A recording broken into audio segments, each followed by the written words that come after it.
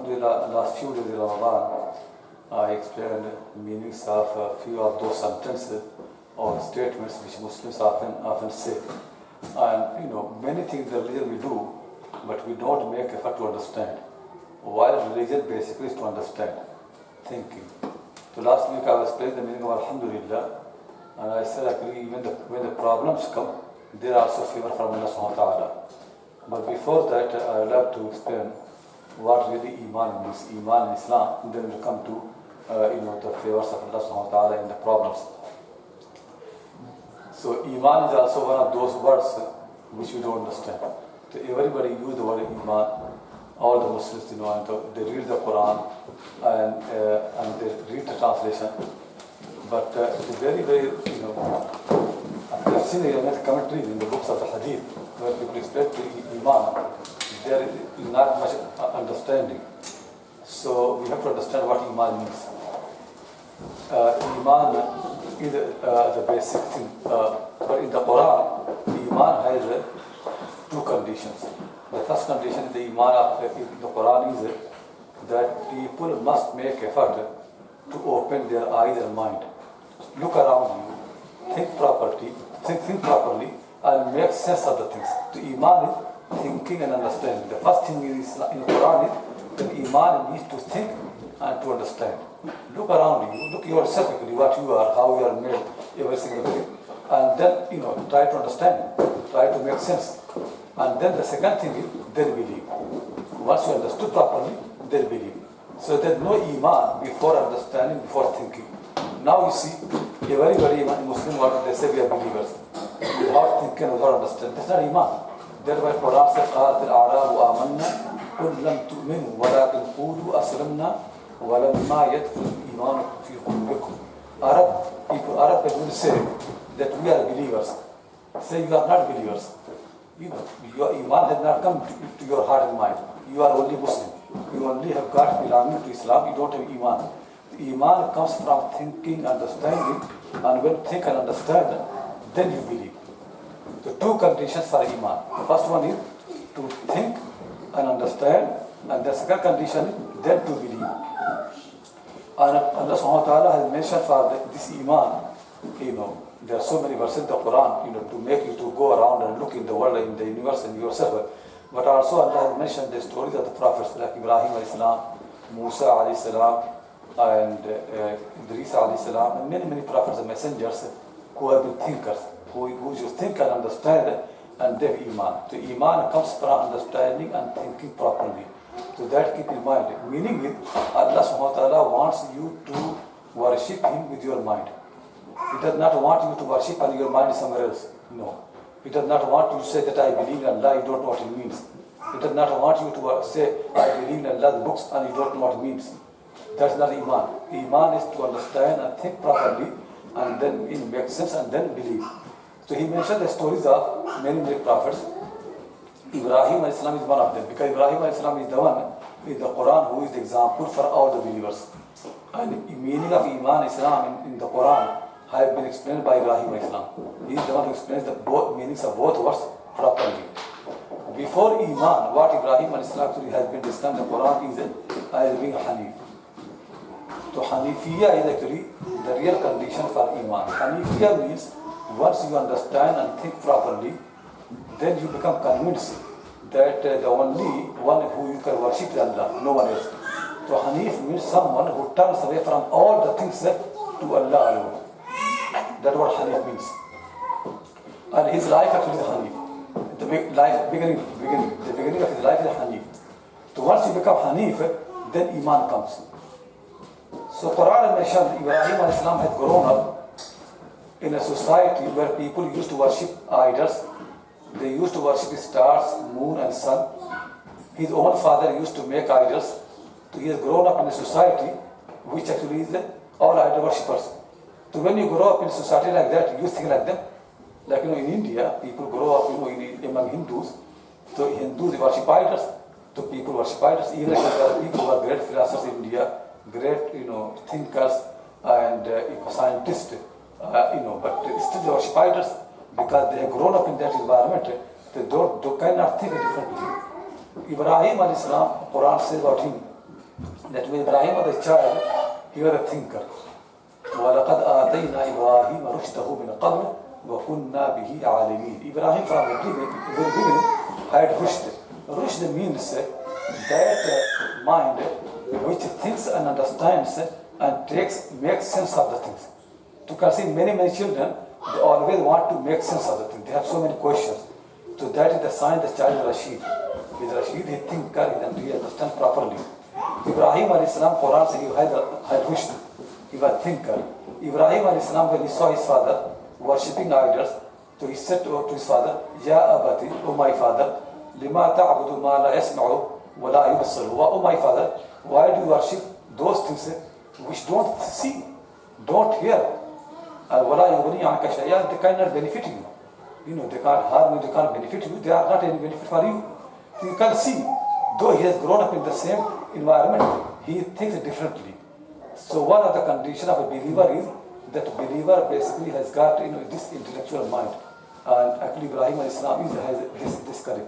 So Ibrahim al-Islam's courage is intellectual courage. Intellectual courage. He thinks differently. He explains to the people, to his father and to other people, but they don't believe in him. Ibrahim al-Islam is not a man of anger or something like that. He's really Quran calls Halim. Halim is somebody who controls his anger and his emotions. Ibrahim al-Islam is not an emotional person. He's not somebody who becomes angry. Ibrahim thinks. He's a Quran is a thinking prophet. He's an example for all the thinkers. Ibrahim thinks, okay, my father, my people don't understand. Let me do something striking. If I do something striking, then maybe they understand thinking. So then one day he wants to smash all the idols. Not because they are like in our time, sometimes we go and break the idols. Ibrahim al-Islam never did after that. One he did once. Because his purpose was not to humiliate the idols. His purpose was not to humiliate the people. His purpose only was to explain to them. He wanted to strike their mind. So one day when they have their festivals, they came to Ibrahim al-Islam. His people, his friends in his age, they said, Ibrahim is very young, teenager, maybe 20-year-old. They said to Ibrahim al-Islam, let's go outside their festival and let us celebrate. Ibrahim al-Islam said, Inni saqim, I don't feel well. You go and celebrate. This is also a sign of Ibrahim's thinking. Because children, you can see in our time, children, they also say to their parent, I don't feel well. But when they say, when they have got to go to school, they say, I don't feel well. But if a same child who doesn't go to school because they do not feel well, if his parents say, now there is a celebration, a festival, we are going there, but you are not feeling well. He said, no, I can come. To where festival come, celebration come, even if they are not well, they can come. Ibrahim is the only child in the whole universe where it is festival, still he said, I don't feel well. He doesn't go. This is great thinking. So he said, I'm not feeling well. Everybody once went, when they left, then Ibrahim, no fear, nothing. He takes a hammer and comes to the house of temple, house of the idols, temple, and he sees so many foods around in front of the idols. He asks them, nicely, quite, he just want to make a point. What, nice food, why don't you eat? They don't say anything. He said, why don't you speak? Then the second question, you don't speak. And then he smashed all the idols except the big one. And then he hung the axe in the neck of the big one, and he comes how nicely, no fear, nothing, quietly. And then the people come and the temple appears different. All the idols are smashed and broken. So they said, Man fa'ala hadha bi alihatina. Who has done this with our gods? They are our gods. Who did this? Seriously, security. If they're your gods, they should protect it. So them say, قالوا سمعنا فتى يذكرهم يقال له إبراهيم. We have heard a young man who was mentioning their names, who is called Ibrahim. They said, okay, bring Ibrahim. Ibrahim was called. Somebody else like me will be so scared. Now they can be able to kill. But Ibrahim is calm and thinking person, and he knows what to say. People ask him, O Ibrahim, Anta fa'alta hadha bi alihatina. O Ibrahim, have you done this with our gods? Ibrahim al-Islam said, nicely, بل فعله كبيرهم هذا فاسألوهم إن كانوا ينطقون. The big idol, he is the one who broke all of them. Ask them if they can speak. They don't know. They have no answer. They said, let's help our gods. People know. Gods are to help you, not you don't help them. But they made a fire and they threw Ibrahim in that. And then Allah says, قُلْنَا يَا نَارُ كُونِي بَرْدًا وَسَلَامٌ عَلَى إِبْرَاهِيمَ. which straight away fire become cool and peace upon Ibrahim Islam. He made the point. Then again they built, they made the idols. He did not go to again to build because he is not a person to build the idols. He just wanted to make point. They didn't understand. Now he wants to explain them further. There was a day when they used to worship a star, one particular star. Every year they used to come out in the night and worship it. Now Ibrahim also came. They don't want to listen to Ibrahim. So Ibrahim knows how to draw the attention. So Ibrahim said to them, "Oh, Hada Rabbi, this is my Lord." Now said, "Oh, Ibrahim is from us. He's not different from us." Idols could not make sense to him, but the star can make sense to him, and he believes in them. Then they around him. Now he wants everybody around to listen, and he with them are celebrating, and that Ibrahim is part of them. Then in the morning, the star disappears. Then Ibrahim says this is amazing sentence in the history of the mankind, history of the religions. There is no sentence equal to that after La ilaha illallah. Then he said, "La uhibbul afilin." فَلَمَّا أَفَلَ قَالَ لَا أُحِبُّ الْآفِلِينَ. When the star disappeared, Ibrahim said to the people, "No, I don't worship those who disappear." This is a thing. Because how can you worship someone who is sometime and sometimes not there? How can obey? How can worship? He made this point. Now another time when they used to worship moon, they came. Again they don't want to listen to Ibrahim because they have seen what Ibrahim does. But then Ibrahim again said, "Hada Rabbi, this is my Lord." So they said, "No, okay, the star did not make sense to him. Maybe moon can make sense to him," and they're around him. And then again, same thing, moon disappeared. Again Ibrahim said same thing. And he said, and then they see. Then next time when they have a celebration for the sun, all of them come to the sun and they want to worship the sun. So now they know what Ibrahim is. They don't have to listen to Ibrahim. But Ibrahim said, "Hada Rabbi, Hada Akbar. This is my Lord, this is bigger." So now say, "Oh, sun is different anyway because it's so big." Now Ibrahim wants to worship it. And they came around Ibrahim, they listened to him. And then when the sun disappeared, then Ibrahim said, فَلَمَّا أَفَلَتْ قَالَ إِنِّي وَجَّهْتُ وَجْهِيَ لِلَّذِي فَطَرَ السَّمَاوَاتِ وَالْأَرْضَ حَنِيفًا وَمَا أَنَا مِنَ الْمُشْرِكِينَ. Then he turned away from all those things to Allah, that Hanifiyya. He thinks, understands properly that anything which actually appears and disappears, sometimes is there, sometimes sets. How can I worship? It's impossible. So he said, I'm turned away from all those who disappear, those who set. I don't want to worship him. Ibrahim and Islam really, his iman is that turn away from all those things which exist and sometimes they don't exist. They appear and disappear, turn away from all of them. Like we people really, we worship our position. But position, they come and go. People worship money, but money comes and goes. So people worship power, power comes and goes. Ibrahim wants to say, "La uhibbul afilin." Those who come and go, we don't worship them. We worship Allah. And Allah subhanahu wa ta'ala preserved Ibrahim's sentence so much that if you think now our 5 private prayers, they are made around Ibrahim's sentence. All 5 prayers. Allah subhanahu wa ta'ala made them around Ibrahim's sentence. Because Allah subhanahu wa ta'ala loves Allah want every believer to be Hanif. So we are not by thinking, at least before Ibrahim, we start thinking. So the first prayer, Fajr prayer, most perfect prayer. And what happened in Fajr prayer? Moon and stars disappear. And the sun is no more there. So the believer comes and make the point that I don't worship star, I don't worship moon, I don't worship sun, I don't worship anything which disappears. And then he does Fajr prayer, perfect prayer. Then sun is rising, and the people who worship sun, they worship sun. Rising, midday. Rise soon, the sun declines, then the believer comes for the Dhuhr prayer. And say what clearly? La uhibbul afilin. Sun declines, but my Lord, he never declines. It can happen to sun to rise and decline, but my Lord, he never declines. Dhuhr prayer. Allah SWT made Dhuhr prayer at that time. Then after a while, what happens is, in the afternoon, sun disappears behind the mountains and the hills. Asr time. Then again a believer comes and says, La uhibbul afilin. I worship Lord who never disappears. Sun can disappear behind the hills and mountains, but my Lord, he never disappears. Then the Maghrib time comes, sun sets. Then again believer comes and says, La uhibbul afilin. Maghrib prayer, sun can appear and disappear, but my Lord, he never says. And then after that, darkness comes, and the lights of sun, they also disappear. And the time of the Isha comes, and the believer says, La uhibbul afilin.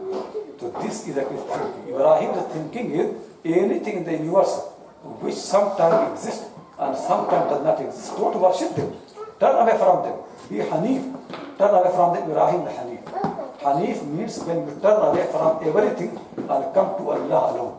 Ibrahim and Islam's journey is that he left idols, he left a star, he left a moon, even he left the sun. And he turned to Allah alone. And that was followed by his son Muhammad sallallahu alaihi wasallam. When he was preaching the religion, then Arab people wanted him to leave his preaching. So they asked Utbah, Rabi'a, one of the great leaders of Quraysh, from noble family, from Abu Abd Shams, leading person, he's like father of the Prophet sallallahu alaihi wasallam. They asked him to come and to explain the Prophet sallallahu alaihi wasallam. He did not listen. Then they asked Abu Talib, his uncle, to explain to him and to leave this what he preaching. So he said to his father, his uncle Abu Talib, by Allah, if they put the sun in my right hand and the moon in the left hand, that I leave this thing, I never go to leave. Believers can leave the sun and moon, but they never can leave their Lord. They turn from everything. Now you can see, moon is dividing the believers. Moon side. That I said to the people, your father Ibrahim, he actually turned away from moon and sun, and moon now makes it to fight. Now sun timetable makes it to fight. Every mosque is fighting about timetable.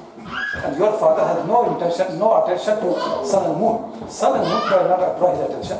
And now sun and moon make it fight, dividing. Try to understand properly. The foundation of the belief is what? Hanifiyya. Hanifiyya means to think properly. Anything this universe, they come and they go. The power comes and goes. Fir'aun gets power, but the power leaves him, or he leaves the power. It's always happening. Money comes and goes. Qarun had money, but he was sunk with the money. Beauty of the face, it is there when people are young. When people become old, the beauty goes. Strength in the body is there when you are after the gone. Every single thing, this is what is one story, that nothing remains. Kullu man alayha fan. All that they are on the earth, they are going to finish, perish. They never get protected. Except Allah. وَيَبْقَى وَجْهُ رَبِّكَ ذُو الْجَلَالِ وَالْإِكْرَامِ. The face of your Lord, the one who has respect and honor, and majesty, it is going to remain. Ibrahim's story is one simple story. Think properly, understand properly. Don't bow to something which actually is lower, which is going to be there or not be there. Don't humiliate yourself. Be higher. So that is what Ibrahim and Islam really is. His journey is never stop. Keep moving until you come to your Lord. That's why Iqbal is one of the great Indian poet. परे है चरख नीली form से मंजिल मुसलमा की सितारे जिसकी गर्दे राह हो वो कारवां तू है. Believer, he does not stop. People travel, then they stop. Believer never stop. He keeps traveling. Stars come, leaves them behind. Moon comes, leaves behind. Sun comes, leaves behind. Skies come, leaves behind. Keep moving, keep until he gets to his road. परे है चरख नीली form से मंजिल मुसलमा की. The destination of believer is much beyond the skies and the heaven. He keeps traveling. And sitare jiski garde raah wo karwan hai. You are the Amir and leader and master or commander of the caravan which leaves even stars behind. Does not care about anything. Think really. And that's what has given human beings so respect and honor. Now we spend our time for money, for position, to build a house, to buy a car, and we are so happy. That's what one of my friends from Italy actually said to me. Once he was passing by a nice car, so nice car. So he saw some women, they're touching with their hand the car. The seat so nice. Believers don't have time for this thing. Cars cannot attract them. Nothing can attract or nothing can destroy the believers. Believers don't have time for this thing. Believers have time for to build houses and then die and leave them behind. No. Believers just want to have a small place, spend time there and move on. House and building, they don't attract believers. Position, all the time keeps thinking, I got this position, now this position, now this position, next position, all the time in rivalry and competition. Do believers have time for that? They don't have time. Their time something else. They want to have nearness to their Lord. They don't have time for this thing. All the time competition, rivalry. Quran says, فِي ذَلِكَ فَلْيَتَنَافَسِ الْمُتَنَافِسُونَ. Believers have only one competition, nearness to their Lord. Not nearness to the sun and the moon and the heaven and the car and the building and the position. They don't have time for this thing. Think properly. What actually makes people to be unbeliever? Attraction to the earth. And Ibrahim and Islam actually has no gravity to the earth. That's why this great man, scientist, in Cambridge, he's a thinker, but not Ibrahim. So he's sitting and an apple fall down So he discovers the law of gravity, that how the earth will come, and then he made such a big thinking, but very small thinking, very narrow thinking. Ibrahim thinking much more than Ibrahim think really. Think properly. Not only that, I put force down. Who made this law? Who made the law of gravity? Who made the apple? Apple. Who made the apple? And who made you? And who made in you the hunger to eat an apple?